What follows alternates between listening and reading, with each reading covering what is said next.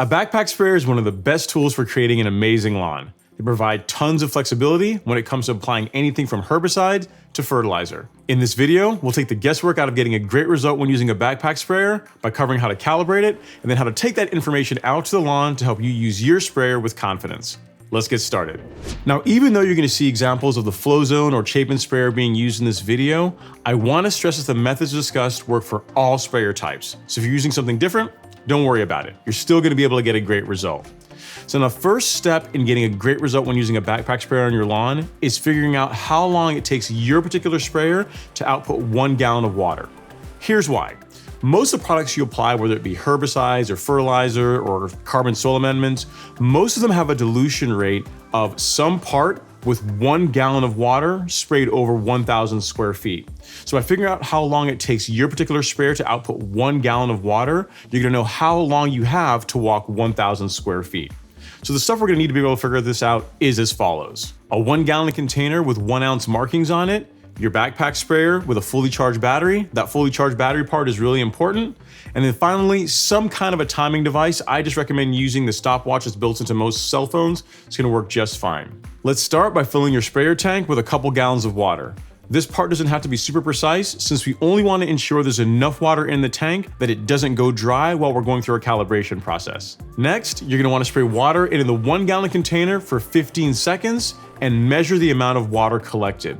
In the case of the Flowzone Typhoon 2, this number is going to be anywhere between 20 to 21 fluid ounces. Now, your sprayer is probably going to be different, but again, it doesn't really matter. Just make note of the amount of water collected over that 15-second period.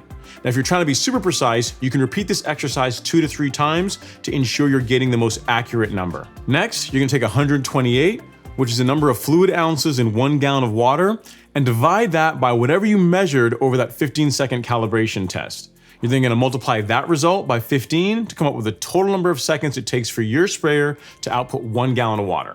So for example, if we take the Flowzone Typhoon 2, we'll take 128, again, the number of ounces in 1 gallon, and we're gonna divide that by the number of ounces that I collected over that 15-second spray test, so that's 21, and then I'm gonna multiply that by 15, which is gonna come up with 91 seconds. So that tells me that the Flowzone Typhoon 2 with a fully charged battery, I have 91 seconds to output 1 gallon of water.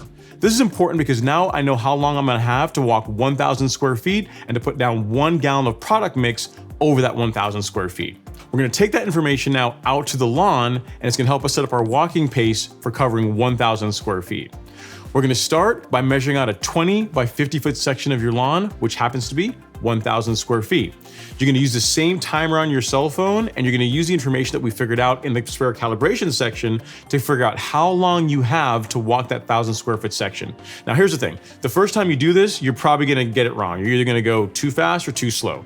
If you find that you start spraying, you're doing your overlapping passes with just water and you get to the end and you went too slow, walk faster. If you find that you went really fast and you still had plenty of time left, walk a bit slower. It's gonna take a while to get your walking pace down, but once you figure it out, it's gonna be like riding a bicycle or breaking boards. You're just never gonna forget it. Now, I know this sounds like a lot of work, but it's really important for getting the most even coverage, which is ultimately gonna help you get the best possible lawn.